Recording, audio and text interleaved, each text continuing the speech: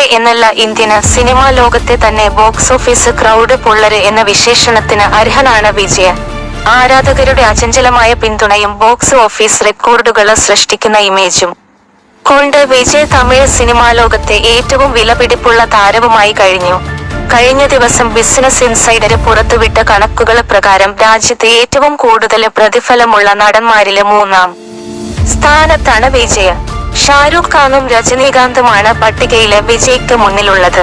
Cinema ജീവിതം അവസാനിപ്പിച്ച് രാഷ്ട്രീയത്തിലേക്ക് കടക്കാനിരിക്കുന്ന വിജയ്ക്ക് കോടിക്കണക്കിന് രൂപയുടെ ആസ്തിയാണ് ഉള്ളത്. വിജയ്യുടെ സമ്പാദ്യവും സ്വത്ത് വിവരങ്ങളും നമുക്ക് പരിശോധിക്കാം.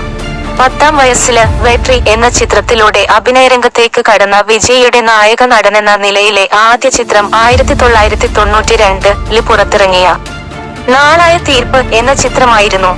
കരിയറില് നിരവധി ഉയർച്ച താഴ്ചകൾക്ക് വിധേയമായ ശേഷമാണ് വിജയ്